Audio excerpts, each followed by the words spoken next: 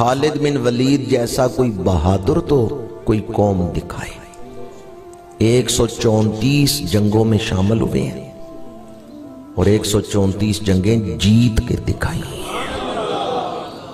اسی لیے حضرت عبادہ بن صامت کہا کرتے تھے خالد جیسے بیٹے مائیں روز روز نہیں جنم دیتی۔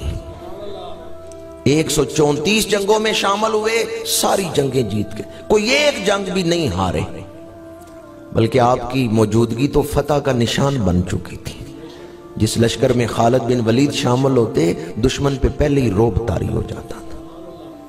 شروع میں تو خالد بن ولید مشرکین مکہ کے ساتھ تھے، احد کی جنگ میں مشرکین کے ساتھ تھے۔ صلح حدیبیہ کے بعد کا واقعہ ہے، ان کے دو بھائی ان سے پہلے کلمہ پڑھ چکے تھے، ہشام بن ولید اور ولید بن ولید۔ وہ مدینہ منورہ میں تھے، ہجرت کر کے مدینہ شریف آ چکے۔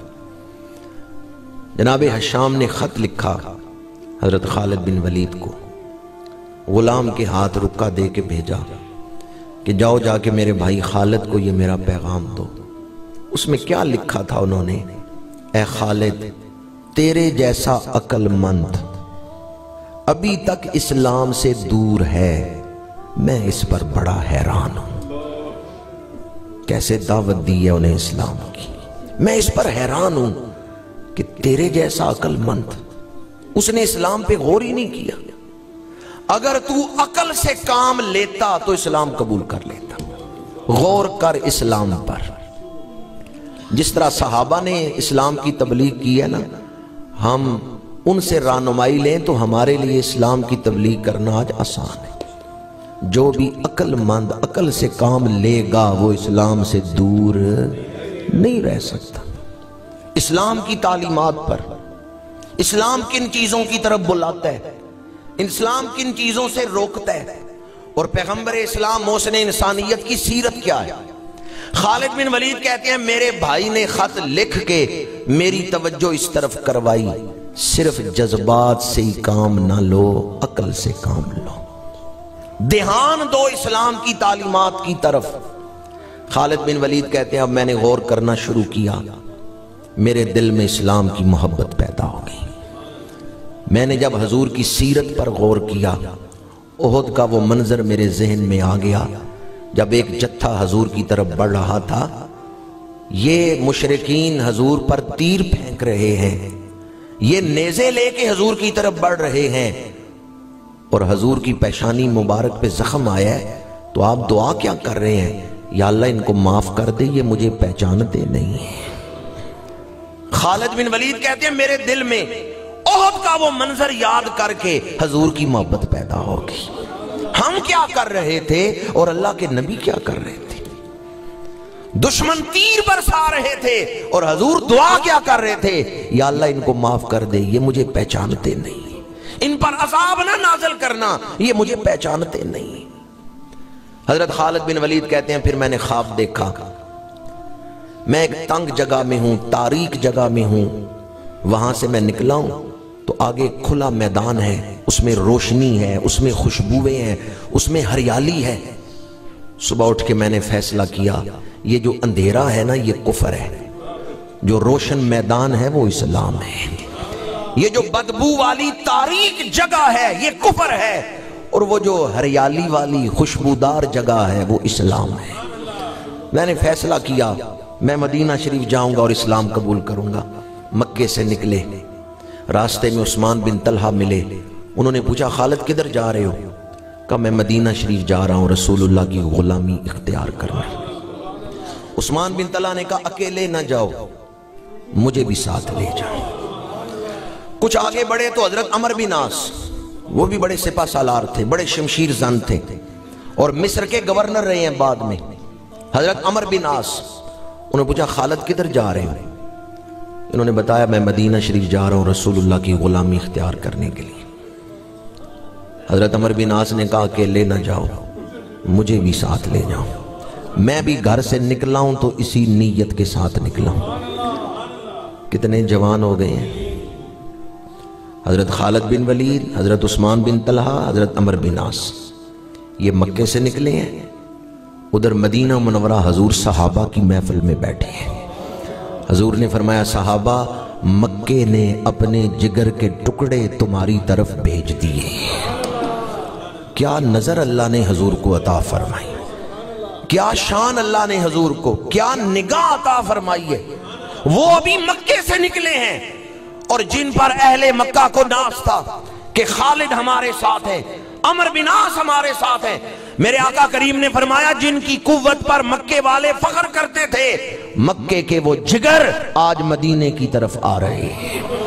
فرمایا صحابہ اللہ نے مکے کے جگر جو ہیں وہ تمہاری طرف بھیج دیے ہیں، ان کے دلوں میں اسلام کی محبت پیدا کر دی ہے۔ اعلیٰ حضرت نے اسی لیے لکھا سر عرش پر ہے تیری گزر، دل فرش پر ہے تیری نظر، ملکوت کیا ہے وہ عیان نہیں۔ اللہ نے ہر شے کا علم حضور کو عطا فرما دیا۔ خالد بن ولید مدینہ منورہ پہنچے نا تو ان کے بھائی پہلے ہی یہاں تھے، حشام، ان سے ملتے ہوئے کہتے ہیں تمہارے خط نے میرے دل کی دنیا بدل دی اور میں کلمہ پڑھنے آ گیا ہوں۔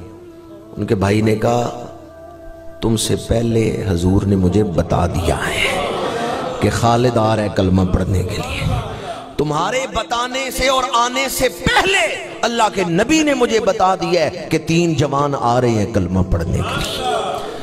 حضرت خالد بن ولید پہلے اپنے بھائی کے گھر کیوں گئے؟ اس لیے کہ سفر کی تھکاوٹ اتار لوں، غسل کر لوں اور لباس تبدیل کر کے خوشبو لگا کے تیار ہو کے حضور کی بارگاہ میں جاؤں۔ میں نے غور کیا کئی دوستوں نے جوش محبت سے کہا ہے سبحان اللہ، انہیں پتہ ہے آج بھی جب ظاہر مدینہ شریف جاتے ہیں نا تو حضرت خالد بن ولید کی سنت کو زندہ کرتے ہیں، اپنی رہائش پہ ہوٹل پہ سامان رکھ کے غسل کرتے ہیں، کپڑے بدلتے ہیں، خوشبو لگاتے ہیں، ایک ولولہ ہوتا ہے، شوق ہوتا ہے میں نے حضور کے سامنے جانا ہے۔ یا اللہ جو اس پہ محبت سے سبحان اللہ کہ اسے مدینہ منورہ حاضری کی توفیق عطا فرمائے۔ میں نے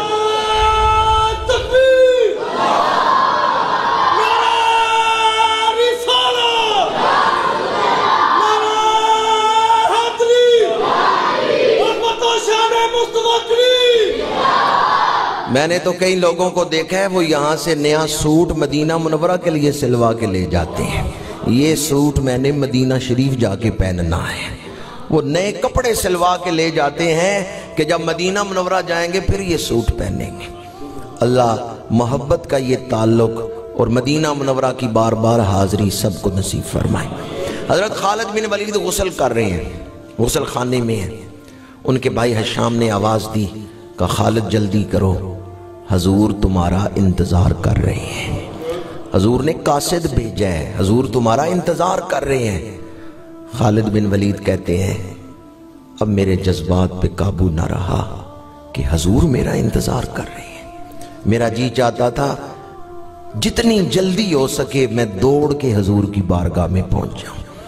اللہ کے نبی میرا انتظار کر رہے ہیں، حضور میرا انتظار کر رہے ہیں۔ خالد بن ولید کہتے ہیں میں سوچ رہا تھا کیسا وہ وقت ہوگا جب میرے ہاتھ حضور کے ہاتھوں میں ہوں گے، کپڑے بدلے ہیں، خوشبو لگائی ہے، تیز تیز چلتے ہوئے حضور کی بارگاہ میں آ رہے ہیں کہ حضور بن ولید حضور کی بارگاہ میں تیز تیز چلتے ہوئے آ رہے ہیں، حضور میرا انتظار کر رہے ہیں۔ کیا سما ہوگا جب یہ مکے کے 3 جوان، 3 قابل فخر سپوت حضور کی بارگاہ میں آ رہے ہیں غلامی کا پٹا پہننے کے لیے۔ حضور کی بارگاہ میں آ کے خالد بن ولید حضور کے سامنے دو زانو بیٹھے، عرب کا شمشیر زن آج حضور کے سامنے دو زانو بیٹھے، دونوں ہاتھ پیش کیے ہیں بیعت کے لیے، توحید و رسالت کا اقرار کیا، اللہ کی وحدانیت، حضور کی ختم نبوت کا اقرار کیا۔ کلمہ پڑھنے کے بعد عرض کیا یا رسول اللہ کیا میرے پچھلے گناہ معاف ہو گئے؟ حضور نے فرمایا ہاں پچھلے گناہ معاف ہو گئے۔ یا رسول اللہ میری تلوار ایک عرصے تک اسلام کے خلاف چلتی رہی ہے، کیا میرے سارے گناہ معاف ہو گئے؟ حضور نے فرمایا ہاں، اسلام کی یہ شان ہے کہ جو اسلام قبول کرتے اللہ اس کے پچھلے گناہوں کو معاف کر دیتا ہے۔ اب پہلی خواہش جو حضرت خالد بن ولید نے کلمہ پڑھنے کے بعد حضور کی بارگاہ میں پیش کی ہے، یا رسول اللہ میرے لیے دعا فرمائے۔ حضور نے دعا کے لیے ہاتھ اٹھائے، حضور مانگ رہے ہیں، صحابہ آمین کہہ رہے ہیں۔ کس کے لیے مانگ رہے ہیں؟ خالد بن ولید کے لیے۔ کیا مقدر ہیں حضرت خالد بن ولید کے؟ ید اللہ کے ہاتھ اٹھے ہیں، رسول اللہ کے ہاتھ پھیلے ہیں اللہ کی بارگاہ میں، اور حضور عرض کرتے ہیں یا اللہ خالد کو مغفرت عطا فرما، خالد پہ رحمت فرما، اس کے درجوں کو بلند فرما، یعنی اس کو اپنا قرب خاص عطا فرما۔ دعا مکمل ہوئی، پھر حضور نے فرمایا انت سیف اللہ المسلول، اے خالد تو اللہ کی تلواروں میں سے ایک تلوار ہے۔ خالد بن ولید کی آنکھوں میں آنسو آ گئے، رونے لگ گئے۔ بعد میں صحابہ نے پوچھا کہ حضور نے جب آپ کو لقب دیا سیف اللہ تو آپ رو کیوں رہے تھے؟ حضرت خالد بن ولید نے فرمایا میں رو اس لیے رہا تھا کہ اب میں شہید نہیں ہوں گا، کیونکہ اللہ کی تلوار کبھی ٹوٹ نہیں سکتی۔ انسان حیران ہوتا ہے